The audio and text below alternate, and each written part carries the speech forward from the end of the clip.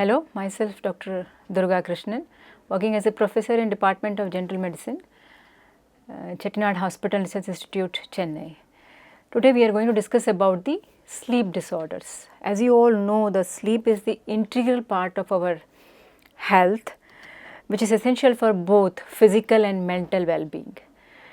And not only that, it supports the body and brain in repairing, restoring and re-energizing, which is crucial for the processes like growth, immune function and metabolic health.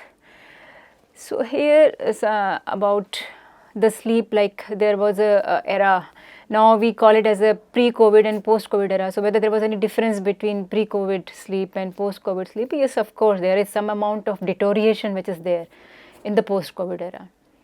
Then there is a terminology called as sleep deprivation and insomnia. So this sleep deprivation and insomnia being entirely different. Sleep deprivation means when you want to sleep but you are not having the time to sleep, or there are certain circumstances in which is making you deprived of the sleep. While insomnia is difficulty in falling asleep or maintaining the sleep, that is what is insomnia. And what are the risk for this sleep deprivation? All the metabolic diseases like obesity or diabetes or cardiovascular, anxiety, irritability, mood swings, depression. There are so many disorders which are related to this sleep. And there was an article in Times which says that 1 in 5 Delhi teens are clinically deprived of sleep, and 60% of these students or these teens shows depression. A little bit in certain like IITians or in other professional institute, there is a term which is now being used is all-nighter. That means whatever they want to do in the night, like they are celebrating their wins or they are celebrating the birthdays, or even when they want to study, they mostly do it that in the night, and they entirely depend upon the canteen food for their night study sessions. So whether it is harmful? Yes, to some extent, yes, it is harmful. There are different opinions from students and faculties, but as a physician, I can say that night time, when you are depriving yourself of night sleep, definitely it will lead to some hazards in your health. Then yes, whether the sleep plays a vital role in health? Yes, of course it plays a vital role in health, and it allows the body and brain to restore, consolidate memories and regulate emotions. Not only that, during the sleep the brain removes the toxins and it forms new signals, or you can say it forms new neural pathways which are helpful for learning and memories. The process is crucial for maintaining cognitive functions like attention and decision making and creativity, as well as emotional stability and overall physical health. So yes, sleep is essential for restoration, cognitive function and emotional stability. Usually an adult needs 7 to 9 hours of sleep. It might vary with the age and with the other things like culture and all those things, but essentially an adult needs 7 to 9 hours of sleep in the night. So here I am specific that it is needed in the night. Okay. And then sleep pattern, yes, sleep pattern evolves around, once we take, but like the infants, they need a more amount of sleep for their growth, and usually the sleep we need, the elderly sleeps is very less as compared to the infants. And how you are going to diagnose this sleep disorders? We used to use polysomnography, that is EEG or EOG or EMG, which is the like electroencephalography, and then electroculography, and that electromyography, which is the gold standard for studying sleep stages. Usually this sleeps is being divided into non-REM and REM stages, each critical for memory consolidation, mood stabilization and body repair. So understanding these sleep cycles, that non-REM to REM progressions, usually we divide this sleep pattern into N1, N2, N3 and N4. So this N1, N2, N3 is usually non-REM sleep and N4 is the REM sleep. So N1, that is light sleep, this is the transition between the, it is making the subject ready or ourself ready for wakefulness to sleep. That is, it is marking the transition from wakefulness to sleep, that is stage 1, that is light sleep. N2 is the intermediate sleep, it is more deeper form than N1 and prepares the body for sleep with decreased heart rate and temperature. Then comes the N3, that is slow wave deep sleep, that is the deepest stage, which is critical for physical restoration and memory consolidations and comprises 15 to 25% of our overall sleep and mainly in the first half of the night. This stage occurs in the first half of the night. And then comes from the non-REM to REM sleep.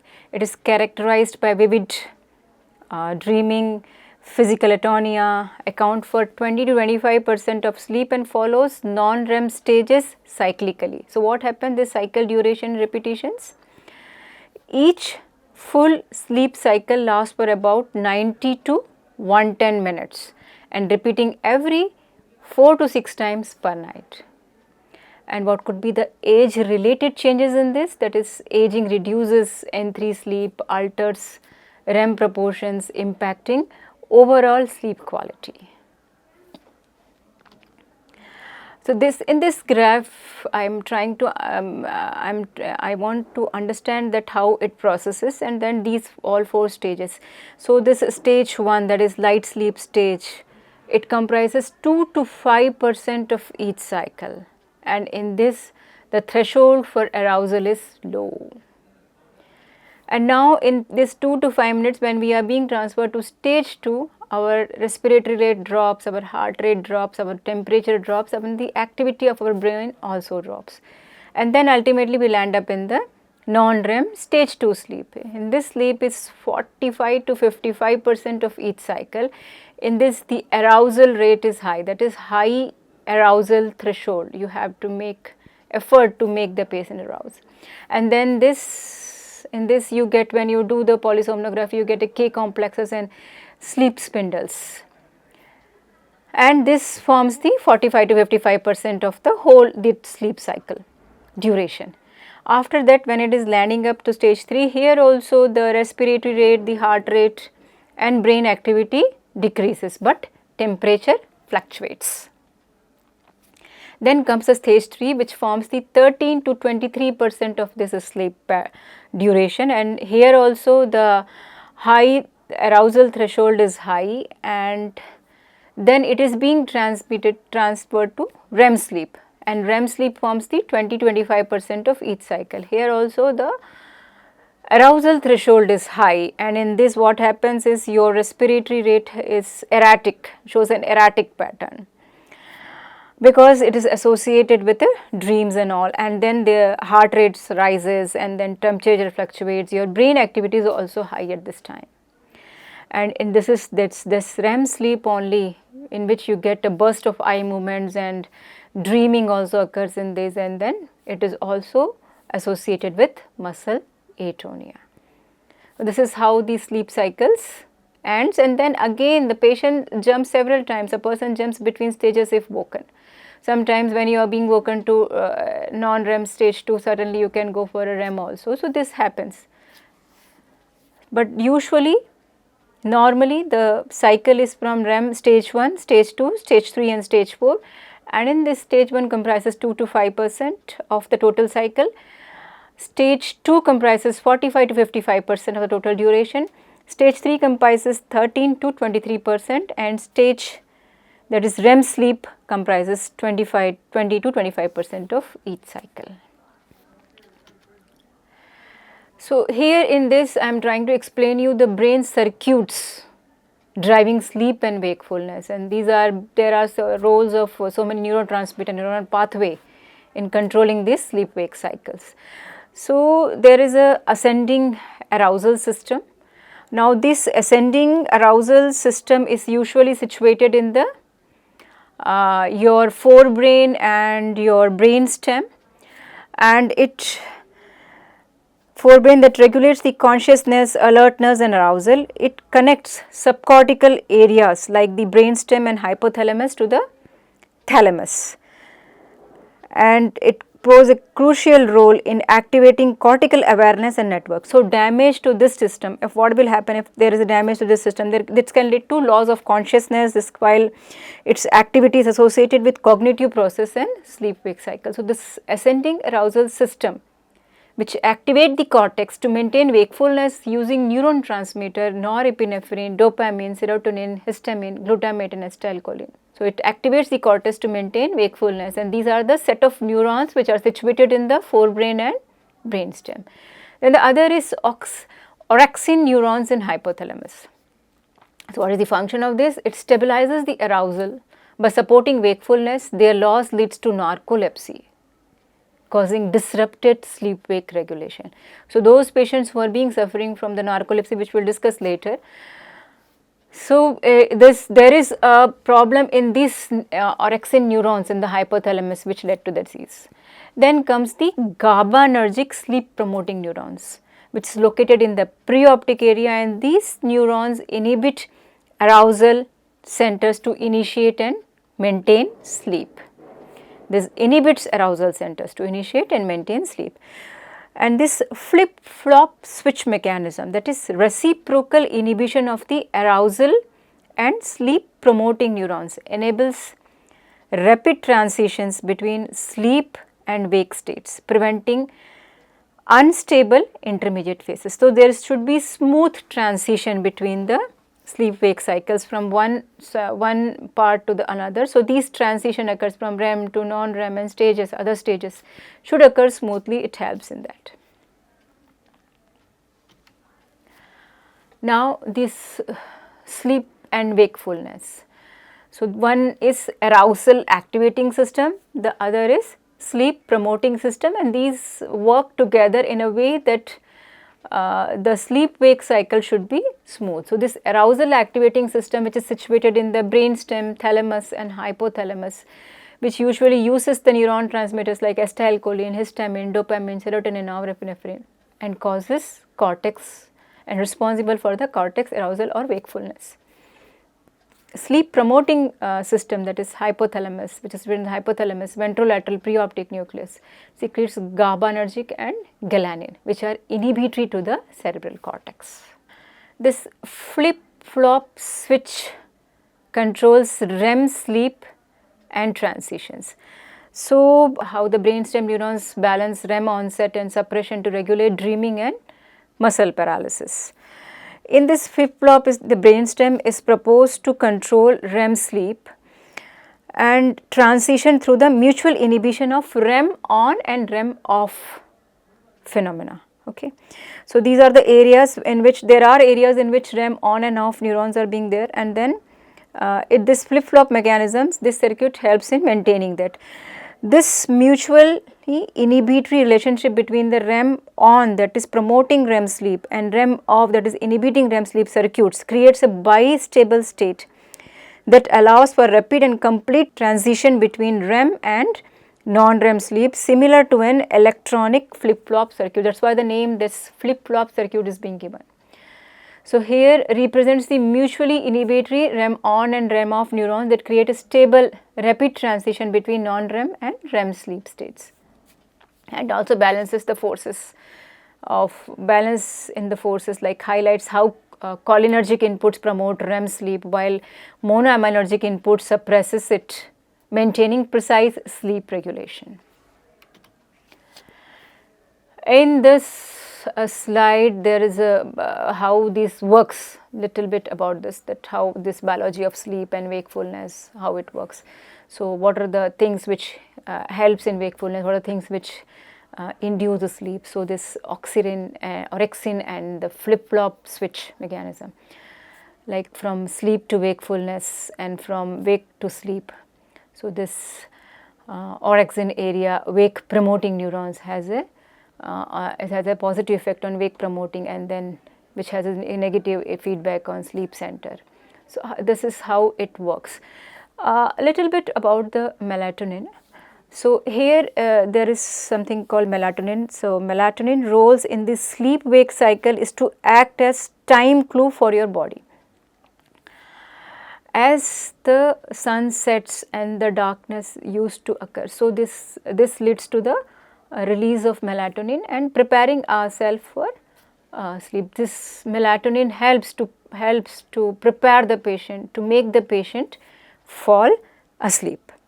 It is released in response to darkness, with levels peaking in the early morning, and helps prepare the body for rest by decreasing activity in brain's hypothalamus.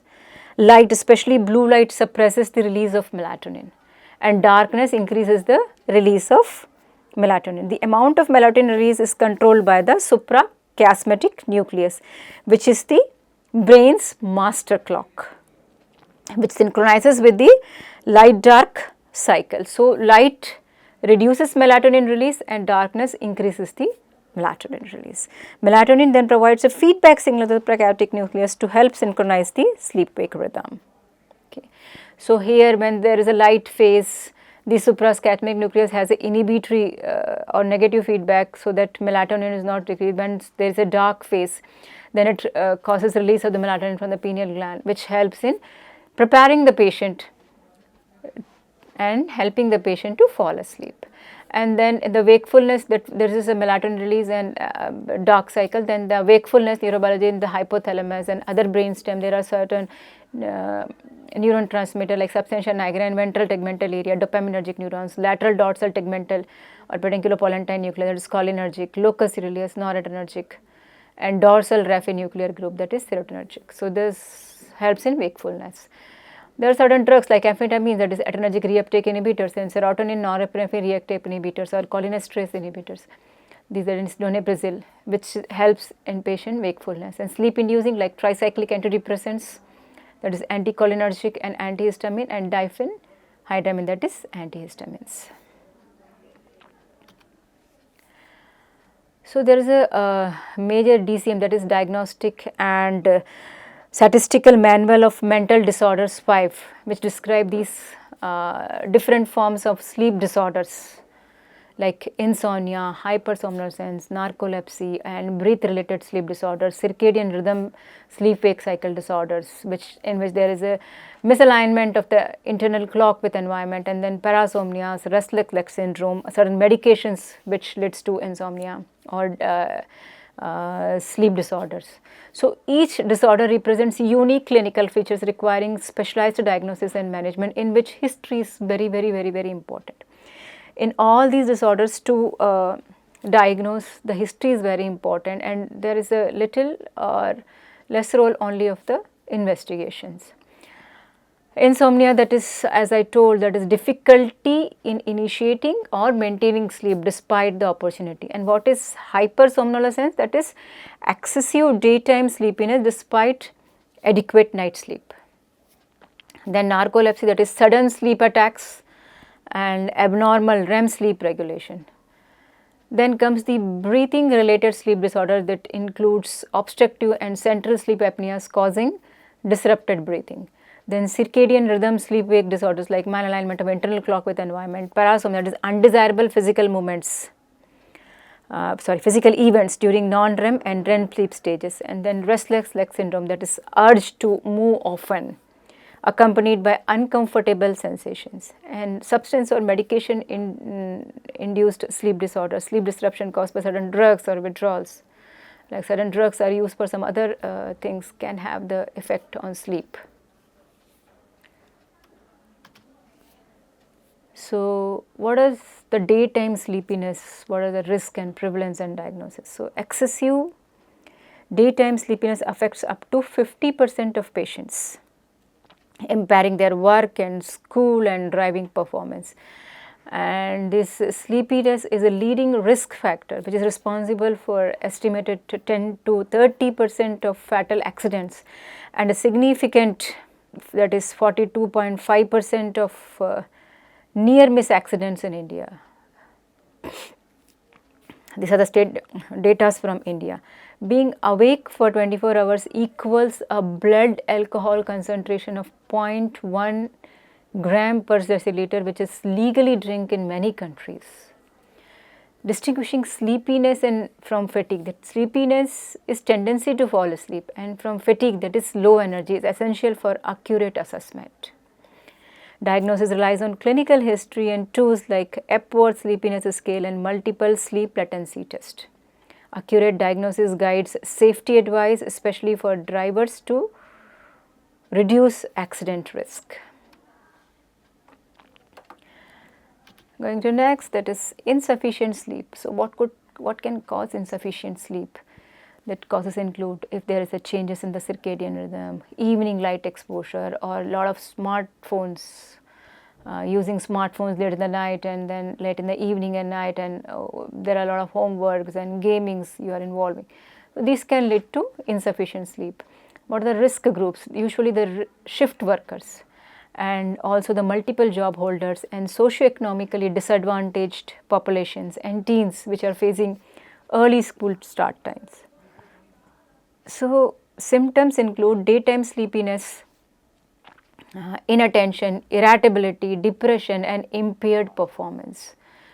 How to diagnose? You can ask the patient to form a 2 weeks sleep log to see how is their sleep pattern, and then you can start managing the patient, giving importance to what are things which can be done to improve their sleep. So management focus on extending sleep duration and improving sleep hygiene to restore daytime functions. Narcolepsy. You remember that narcolepsy usually occurs when there is a problem in the orexin neurons. So what are symptoms for this? Excessive daytime sleepiness, sudden sleep attacks, cataplexy triggered by the emotions. So what is this cataplexy actually? So this cataplexy is sudden and temporary loss of muscle tone and control, often triggered by strong emotions like laughter, anger, surprise. Anything can lead to cataplexy, and then can be hypnagogic and hypnopompic hallucinations and sleep. What is this hypnagogic and hypnopompic hallucination? Are vivid sensory experience that occur during the transition between the wakefulness and sleep. So this hypnagogic hallucination usually occurs once the patient falls asleep, while hypnopompic hallucination occurs as you wake up. So these can include seeing, hearing, feeling things that are not there and are often accompanied by sleep paralysis. So epidemiology, it occurs about 1 in 2000 people, and then starting in adolescence and early adulthood. Pathophysiology, loss of hypothalamic orexin neurons likely due to autoimmune mechanism. Usually it could be autoimmune in nature. Diagnosis based on clinical history, polysomnography, and multiple sleep latency tests showing short, sharp latency and REM onset. How we are going to treat it? So combines sleep hygiene, scheduled naps, wake promoting agents like modafinil and amphetamines, and antidepressants or sodium oxybate or for cataplexy. So how to understand insomnia? Like insomnia, as I told, that involves difficulty initiating or maintaining sleep, impairing daytime functions. Acute insomnia affects 30% of adults, often triggered by stress or illness. Chronic insomnia, when it is more than 3 months, impacting about 10% of the adults. So higher prevalence is usually in the women and elderly and individual with psychiatric and medical comorbidities. Common symptoms include fatigue, irritability, mood changes, and cognitive impairment. Risk factors like physiological causes like anxiety, conditioned arousal, poor sleep hygiene, psychiatric disorders, and certain medications which are responsible for this. What carries the risk factors? So in insomnia, actually the problem is the hyperarousals. So it reflects hyperarousal with increased brain activity evident in elevated beta EEG waves during sleep. This patients typically experience lighter fragmented sleep with frequent awakenings. Assessment targets predisposing, precipitating and perpetuating factors which are influencing the insomnia. Polysomnography and MSLT have limited routine, but they can help you in diagnosing other sleep disorders and differentiating it from insomnias. So, the key contributing factors include negative sleep expectations, like having a feeling that I will not be able to sleep once I go to bed, I have to sleep, stressing yourself and then making yourself that I have to get up at 6, whatever the time may be. So, it is conditioned arousal and poor sleep hygiene. In the poor sleep hygiene involves irregular schedules, caffeine use, evening screen time exposures. Psychiatric conditions of course also plays a significant role in perpetuating insomnia symptoms. So, comprehensive understanding of these factors enables targeted and effective insomnia therapy. Now, this effective insomnia treatment, behavioral and medical strategies. What first you have to do? You have to first find out if there is any medical or psychiatric problem. So, you have to treat that first before treating the insomnia.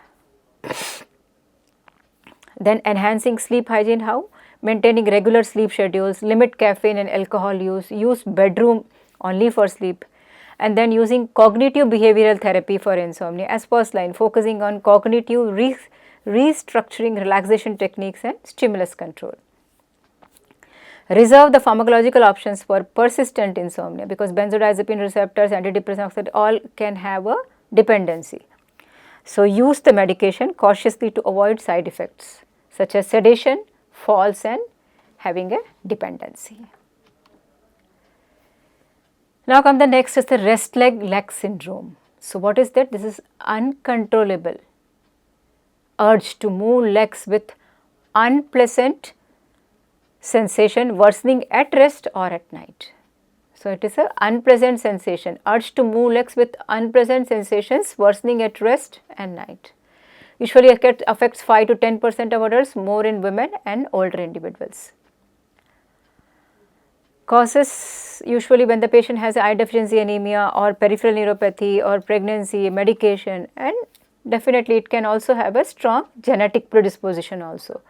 How you are going to treat? You are going to treat first if it is secondary to some deficiencies like iron, or the patient suffering from peripheral neuropathy, you have to treat that first. And then certain drugs like alpha 2 ligands, or that is gabapentin and pregabalin or dopamine agonist, you can use that. What you have to consider in treating this? Balanced treatment efficacy with risk of augmentation and side effects. So, you have to balance your therapy. Next comes the periodic limb movement disorders. So, this periodic limb movement disorders usually occurs along with the restless leg syndrome, and here what happens here? It is a repetitive involuntary leg twitches during non-REM sleep, leading to frequent arousal and fragmented sleeps. So, movement mainly, that is toe extension and foot dorsiflexion, occurring every 2 to 40 seconds, and it may last from minutes to hours. And this periodic limb movement disorders coexist with restless leg syndrome and shares similar genetic predisposition. Diagnosis often requires polysomnography with tibialis muscle and EEG monitoring to detect movement and sleep arousal. Treatment aligns with RLS, what you do in restless leg syndrome, that is use of dopamine, other things, and addressing underlying causes to restore sleep pattern. So, treatment is almost same. Then parasomnias. So, there can be non-REM parasomnias, there can be REM parasomnias also. So, what is this parasomnia? Is a sleep disorder which is characterized by abnormal, unwanted events or behaviors that occur while patient falling asleep or sleeping or waking up. These can include sleepwalk or talking in your sleep, or there can be night terrors, or there can be sleep paralysis and acting out of dreams. Parasomnias often caused by triggers like stress and other sleep disorders, or certain medications can affect people for any age. So, when we are talking about the non-REM parasomnias arise during deep sleep, involve incomplete awakenings causing confusional arousal, sleepwalking and sleep terrors. And what about this REM parasomnias occurs in REM sleep, include REM sleep behavior disorder with physical acting out of dreams and nightmares causing distressing dreams. Both types results from incomplete transition between the sleep stages. So, whenever there is a problem with the transition between the sleep stages, this leads to this parasomnias and disturbing normal sleep continuity. So, what are triggers? It could be sleep, it could be sleep deprivation, it could be stress, it could be certain medications which can precipitate or worsen parasomnias. Accurate history taking and safely measures like essential for effective recognition and management. In everything in these type of disorders, when you want to diagnose, it is mainly the history which is very important, which is plays an important and crucial role in diagnosing these problems.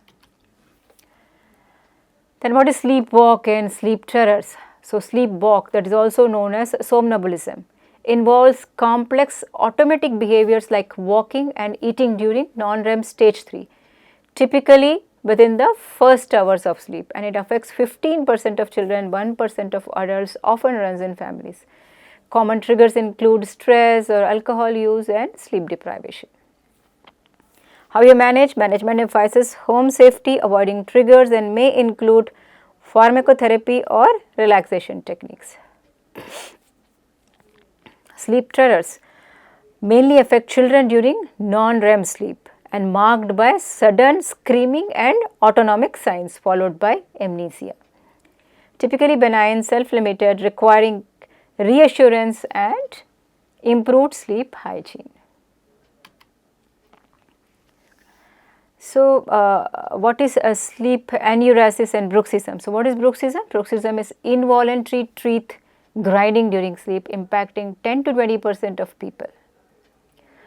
Mild bruxism requires reassurance, severe cases leads to dental problem and need mouth guards and stress management. Benzodiazepine and biofeedback may help manage stress related bruxisms. And what is sleep enuresis? Affects children under 5 to 6 years and usually resolves by puberty. Persistent enuresis may indicate if where the patient is having, you have to rule out. If the patient has any urinary tract problems or neurological disorders or sleep apnea. And the first line treatment for sleep enuresis includes behavioral therapies, bladder training, and adults may use desmopressin or some other medications for this is sleep enuresis. Then REM sleep related behavioral disorders, like REM sleep behavioral disorders causes loss of normal REM. In REM we have seen that there should be a lot of eye movements and muscle atonia leading to dream enactment and shouting or violent behavior. So, loss of normal REM muscle atonia which leads to dream enactment like shouting or violent movements. Affects approximately 2% of adults over 70 years, predominantly men. Strong predictors of synucleinopathies, 90% develop neurodegenerative disorders such as Parkinson's disease within 25 years with this sleep disorder. Also linked to antidepressants use and narcolepsy. So, what is the management? Management prioritize safety and symptoms control using melatonin and clonazepam, balancing effective with risk of falls and confusions.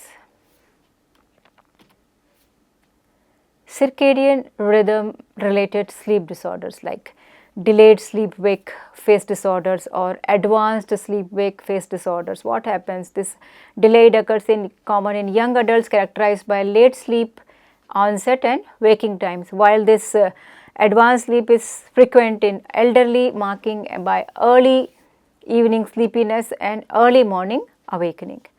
Genetic factor, that is mutation in PR2 and CK1 delta genes, contribute to this advanced sleep wake cycle, sleep wake phase disorder by altering the internal clock.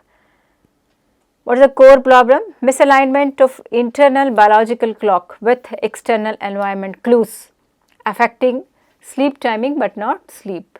So, time will be altered, but there will not be any problem in falling asleep or sleeping.